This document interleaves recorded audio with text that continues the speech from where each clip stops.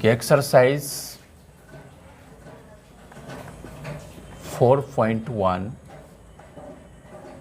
में आपको बताए थे पार्ट 1 वीडियो में कि जांच कीजिए कि क्या निम्न द्विघात समीकरण है। निम्न द्विघात समीकरण है तो 1 से लेकर के 8 तक हम बताए हैं और जिसमें से क्या क्वेश्चन छोड़े थे, 3 क्वेश्चन।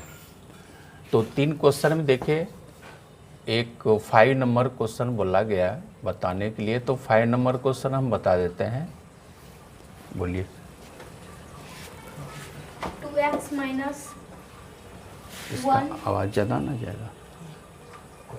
नहीं, हाँ 2x minus 1 into x minus 3 equal to x plus 5 into हाँ x माइनस 1।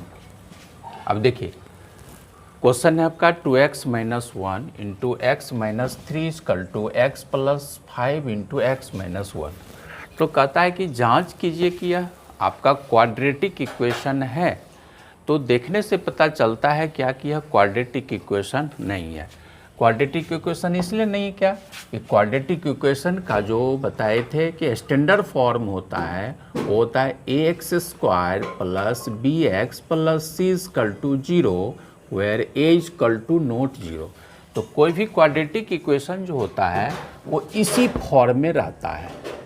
तो अब हमारा क्वेश्चन दिया है कि 2x minus 1 into x minus 3 equal to x plus 5 into x minus 1, और इसको क्वाड्रेटिक इक्वेशन में हमको चेक करना है कि यह जो क्वेश्चन हमको दिया हुआ है यह क्वेश्चन क्वाड्रेटिक इक्वेशन है या कि नहीं। इसी को कहता है जांच करने के लिए। तो चलिए स्टार्ट करते हैं। तो देखिए 2x को x से मल्टीप्लाई करेंगे तो जब पावर x और x बेस सेम रहता है तो पावर ऐड हो जाता है। तो 2x को हम x से मल्टीप्लाई करेंगे ये हो जाएगा 2x स्क्वायर, और 2x को माइनस 3 से मल्टीप्लाई करेंगे तो प्लस माइनस माइनस, तो ये हो जाएगा 6x। माइनस 1 को x मल्टीप्लाई करेंगे तो हो जाएगा माइनस x। माइनस 1 को माइनस 3 से मल्टीप्लाई करेंगे प्लस 3 हो जाएगा। x को x से मल्टीप्लाई करेंगे तो ये x स्क्वायर हो जाएगा। x को माइनस 1 से मल्टीप्लाई करेंगे तो माइनस x हो जाएगा। प्लस 5 को x मल्टीप्लाई करेंगे तो प्लस 5x हो जाएगा। प्लस 5 को माइनस 1 से मल्टीप्लाई करेंगे तो माइनस 1 हो जाएगा। अब देखिए यहाँ क्या है, राइट साइड में x स्क्वायर है, लेफ्ट साइड में 2x स्क्वायर है, ये कैंसिल नहीं होगा। तो अब हम क्या करते हैं, थोड़ा सा और इसको हम बढ़ा लेते हैं कि 2x स्क्वायर। अब देखिए माइनस 6x माइनस x, तो 2 माइनस है ऐड होगा और साइन रह जाएगा माइनस का, तो हो जाएगा minus 7x plus 3 equal to x square. तो अब देखिए दोनों लाइक टर्म है, एक प्लस है एक माइनस है, तो ये सब्ट्रैक्ट हो जाएगा। साइन है प्लस का इसलिए प्लस का साइन आ जाएगा, तो ये हो जाएगा 4x माइनस 5। अब सबको हम क्या करते हैं कि लेफ्ट साइड लाते हैं, साइन को चेंज करके। ये प्लस एक्स स्क्वायर है तो आकर के हो जाएगा माइनस एक्स स्क्वायर। ये माइनस 7x है, ये प्लस 4x है तो यहाँ हो जाएगा माइनस 4x प्लस 3, ये माइनस 5 है प्लस 3 इक्वल टू हो जाएगा 0। तो आप देखिए 2x स्क्वायर में x स्क्वायर घट गया तो ये हो जाएगा आपको x स्क्वायर। अब देखिए दोनों फिर ये ऐड हो जाएगा, माइनस 7x माइनस 4x, ये हो जाएगा माइनस 11x। अब प्लस ये दोनों ऐड हो जाएगा 8 हो जाएगा 0। तो हम क्या देख रहे हैं, क्या यह जो हमारा जो इक्वेशन आया है ये क्वाड्रेटिक फॉर्म में आ गया। तो हम लिख देंगे क्या कि यह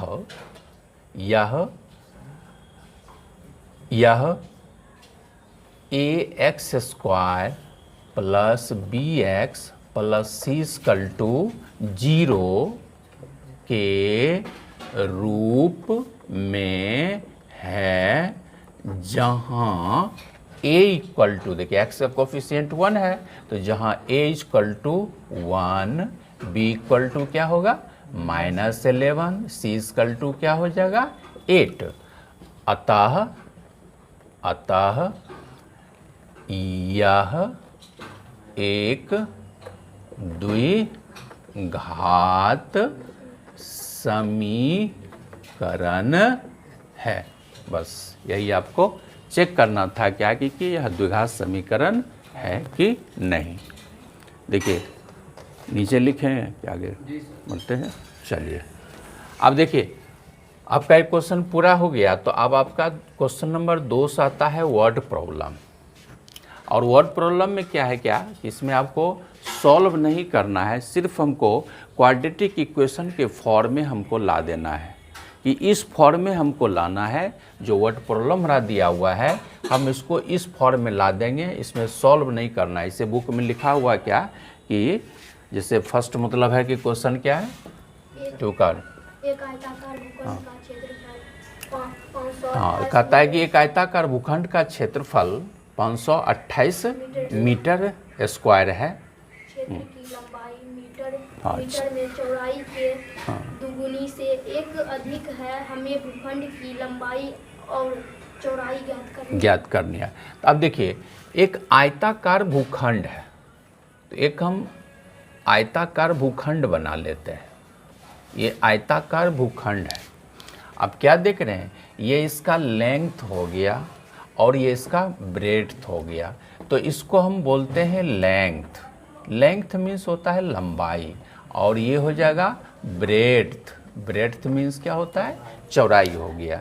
यानी कि ये हमारा लंबाई हो गया और ये क्या हो गया, चौड़ाई हो गया। तो ऑटोमेटिक है क्या कि लंबाई जो होता है चौड़ाई से क्या होता है, बड़ा होता है।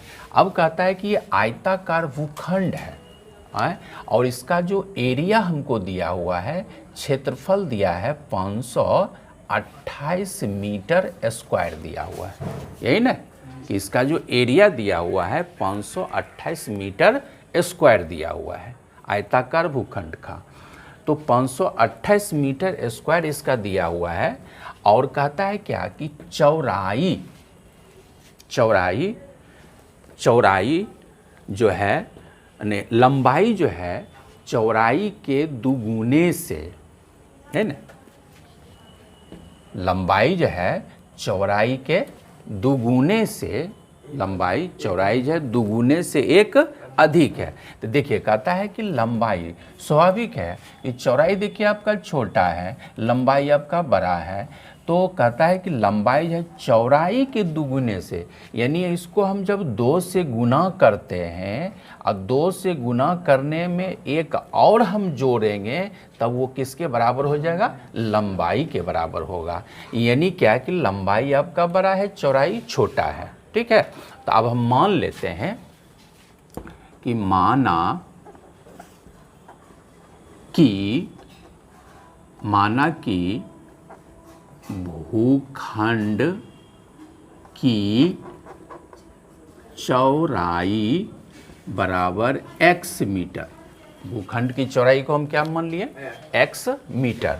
तो देखिए प्रश्न कहता है कि इसकी लंबाई यानी भूखंड की लंबाई, तो भूखंड की लंबाई कहता है चौड़ाई के दुगुने से। तो चौड़ाई आपका क्या है, x है, तो x को 2 से गुना करेंगे तो ये क्या हो जाएगा 2x। चौड़ाई के दुगुने से कितना अधिक है, 1 अधिक है, यानी +1। और ये भी क्या हो जाएगा, मीटर में हो जाएगा, क्योंकि जब चौड़ाई मीटर में है जिसकी लंबाई भी क्या होगा, मीटर। और एरिया इसका दिया हुआ है 528 मीटर स्क्वायर। तो अब चलते हैं भूखंड का क्षेत्रफल। देखिए आपको दिया हुआ है भूखंड का क्षेत्रफल, यहाँ दे देते हैं अकॉर्डिंग टू क्वेश्चन, प्रश्न से भूखंड का क्षेत्रफल दिया हुआ है। भूखंड का क्षेत्रफल दिया हुआ है 528 मीटर स्क्वायर। भूखंड का क्षेत्रफल कितना दिया हुआ है, 528 मीटर स्क्वायर। तो अब देखिए भूखंड का क्षेत्रफल तो आपको दिया हुआ है और भूखंड का क्षेत्रफल हम जानते हैं। भूखंड का क्षेत्रफल मतलब क्या, ये आपका रेक्टेंगल हो गया, यानी कि आयत हो गया। और आयत का क्षेत्रफल आप जानते हैं क्या होता है, लंबाई गुना चौड़ाई होता है। आयत का क्षेत्रफल क्या होता है? लंबाई गुना चौड़ाई होता है। तो अब हम इसके स्थान पर हम लिख देते हैं कि लंबाई गुना चौड़ाई बराबर हो जाएगा 528 मीटर स्क्वायर। तो आप देखिए लंबाई आप कितना निकाले हैं? ये हो जाएगा 2x प्लस 1 इंटू चौड़ाई कितना है? x इक्वल टू हो गया 528 मीटर स्क्वायर।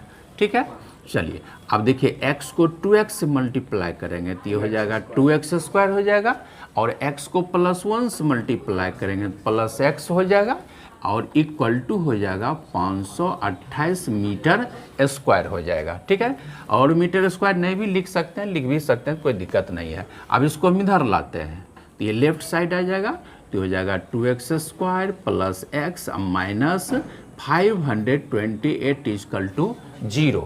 तो देखिए ये आपका क्वाड्रेटिक इक्वेशन आ गया है। तो यहाँ कह रहा है कि लंबाई और चौड़ाई भी ज्ञात करें। ठीक, बट लंबाई चौड़ाई आपको नहीं ज्ञात करना है। ये जो कहता है एक्सरसाइज 4.1 है, तो इसमें सिर्फ कहता है कि आप इसको क्वाड्रेटिक इक्वेशन के रूप में लिख दीजिए। तो देखिए ये क्वाड्रेटिक इक्वेशन के रूप में आ गया कि नहीं? हाँ, यस आ गया, क्योंकि देखिए यह जो इक्वेशन है, यह जो हमारा इक्वेशन है, यह जो है क्या है? ax square plus bx plus c equal to 0 के रूप में है। क्योंकि 0 के रूप में है इसलिए हमारा जो है क्या है? यह एक क्वाड्रेटिक इक्वेशन है। इसको सॉल्व नहीं करना है, सिर्फ हमको क्वाड्रेटिक इक्वेशन बना देना है। क्वाड्रेटिक इक्वेशन आपका आ गया है। स्टार्ट करिए। देखिए 2 नंबर का सेकेंड क्वेश्चन है। कहता है क्या कि दो क्रमागत धनात्मक पूर्णांकों का गुणनफल 306 है, तो हमें पूर्णांक ज्ञात करना है। तो हमें पूर्णांक ज्ञात नहीं करना है, तो क्वेश्चन के देखिए हेडिंग में दे दिया, क्वेश्चन नंबर 2 में कहता है कि निम्न स्थितियों को द्विघात समीकरण के रूप में लिखें। यानी क्या कि ये जो हम क्वेश्चन जो वर्ड प्रॉब्लम आपका है, किसी भी चारों वर्ड प्रॉब्लम को हमको हल नहीं करना है, तो क्या करना है? इसको द्विघात समीकरण के रूप में व्यक्त करना है। द्विघात समीकरण में इसको कन्वर्ट कर देना है, लिख देना है, सॉल्व नहीं करना है। तो जैसे 2 नंबर में कहता है हमें पूर्णांक ज्ञात करना है, तो आप समझिए कहता है क्या कि दो क्रमागत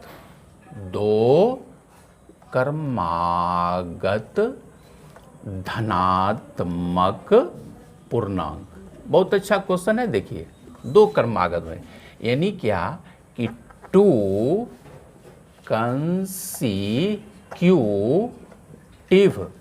consecutive positive integer, 2 consecutive positive integer, 2 क्रमागत क्या? धनात्मक पूर्णांक। तो देखिए 2 क्रमागत धनात्मक पूर्णांक, याद रखिएगा कि जैसे देखिए 1 हो गया, 2 हो गया, 3 हो गया, 4 हो गया, 5 हो गया, 6 हो गया, डॉट डॉट डॉट। तो हमको कहता है 2 क्रमागत धनात्मक पूर्णांक, और धनात्मक पूर्णांक आपका इंड नहीं होता है, बढ़ते जाता है। यदि 1 से स्टार्ट करें तो आप डॉट डॉट डॉट बढ़ते ही चला जाता है, यानी कि इन्फिनिटी चला जाता है। बट हमको क्या कहा? कोई 2 धनात्मक पूर्णांक, और 2 धनात्मक पूर्णांक नहीं कहा, बल्कि क्या कहा? 2 क्रमागत।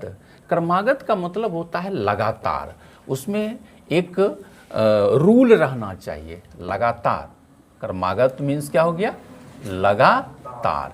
अब देखिए 1 के बाद 2 है, लगातार है। 2 के बाद क्या है? 3 है, लगातार है। 3 के बाद क्या है? 4 है, ये भी लगातार है। 4 के बाद 5, ये भी क्या है? लगातार है। अब हम कहें कि 1 के बाद 3 क्या लगातार है? नहीं। हम कहें 3 के बाद 6 ये लगातार है? नहीं। ये धनात्मक पूर्णांक है, बट ये क्रमागत यानी कि लगातार धनात्मक पूर्णांक नहीं है। तो धनात्मक पूर्णांक लगातार कर रहा है, यानी कि 2 क्रमागत पूर्णांक के बीच में जो डिफरेंस होना चाहिए, कितना होना चाहिए? 1 होना चाहिए। अब देखिए इसके दोनों के बीच में डिफरेंस लीजिएगा 1, इसके दोनों के बीच में डिफरेंस लीजिएगा 1, इसके दोनों के बीच में डिफरेंस लीजिएगा 1, इसके दोनों के बीच में डिफरेंस लीजिएगा 1 हो गया। यानी कि एक क्रमागत पूर्णांक, सपोज दैट करिए कि एक क्रमागत धनात्मक पूर्णांक 2 है, तो दूसरा क्रमागत धनात्मक पूर्णांक कितना होगा, तो यानी कि 3 होगा। नहीं 2 में ही 1 को क्या करेंगे, ऐड कर देंगे। यदि हमको कहेगा क्या कि एक धनात्मक पूर्णांक 5 है, इसका दूसरा क्रमागत धनात्मक पूर्णांक कितना होगा, तो ये हो जाएगा 5 + 1 6 हो जाएगा। यानी क्या देख रहे हैं कि हमको कोई भी धनात्मक पूर्णांक कहेगा निकालने के लिए, और उसका अगला धनात्मक जब पूर्णांक कहेगा निकालने के लिए लगातार, तो उसमें कितना ऐड कर देंगे, 1 को ऐड कर देंगे। इतना को बात को याद रखिएगा। तो अब चलते हैं इसको, देखिए मानते हैं कि माना कि पहला धनात्मक पूर्णांक, माना कि पहला धनात्मक पूर्णांक, यानी कि इसको इंग्लिश में जब लिखेंगे तो let the first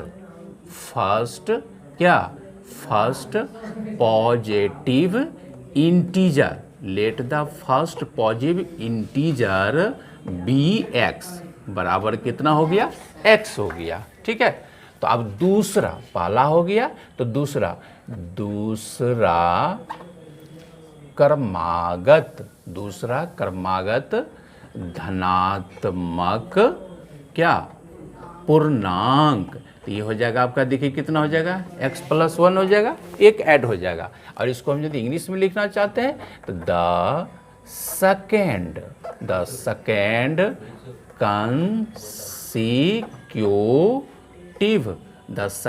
consecutive positive integer equal to x + 1 हो गया, the second positive consecutive integer हो गया। अब चलते हैं अकॉर्डिंग टू क्वेश्चन, प्रश्न से। अब क्या कहता है कि दोनों क्रमागत धनात्मक पूर्णांक का गुणनफल कितना है, दोनों क्रमागत धनात्मक पूर्णांक का गुणनफल कितना है, 306 है। अब देखिए ये भी आपका धनात्मक पूर्णांक हो गया और x + 1 भी क्या हो गया, यानी कि ये पहला धनात्मक पूर्णांक हो गया और ये क्या हो गया, दूसरा धनात्मक पूर्णांक, और दोनों का गुणनफल कितना हमको दिया हुआ है, 306 दिया हुआ है। यानी कि देखिए दोनों को मल्टीप्लाई करेंगे, x × x + 1 = 300 कितना हो जाएगा, 6 हो जाएगा। अब इसको मल्टीप्लाई कर दिए, x को x से मल्टीप्लाई करेंगे, x², x को 1 से मल्टीप्लाई करेंगे, x = 300 कितना हो जाएगा, 6 हो जाएगा। तो ये हो जाएगा x² + x - 306 = क्या हो गया, 0। तो देखिए क्या ये हमारा क्वाड्रेटिक इक्वेशन आ गया कि नहीं, एकदम आ गया क्वाड्रेटिक इक्वेशन। और यदि हमको इसमें कहेगा क्या कि क्या ये क्वाड्रेटिक इक्वेशन है, तो कहेंगे यस। और कहेगा कि यह कैसा क्वाड्रेटिक इक्वेशन है, तो कहेंगे क्या कि मिश्रित द्विघात समीकरण है, क्योंकि इसमें a भी है, b भी है और c भी है। और शुद्ध द्विघात समीकरण बताए थे क्या होता है, जिसमें आपका x² वाला टर्म रहेगा, कांस्टेंट वाला टर्म रहेगा और बीच वाला टर्म नहीं रहता है, b नहीं रहता है। अब जब इसमें हमको कहेगा क्या a का मान कितना होगा, तो कहेंगे a = 1, b = 1, c बराबर क्या, -306।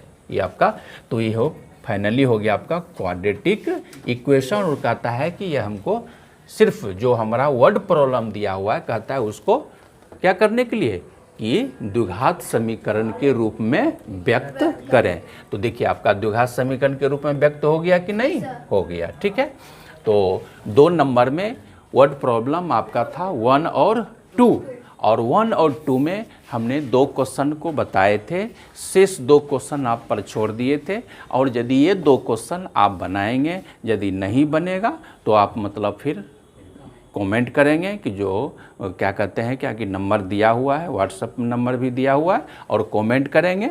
और ज़्यादा से ज़्यादा यदि आपको लग रहा है क्या कि यह हम अच्छे से सीख रहे हैं, तो अपने ज़्यादा से ज़्यादा दोस्तों में, फ्रेंड सर्किल में इस सब को शेयर करें। Thank you.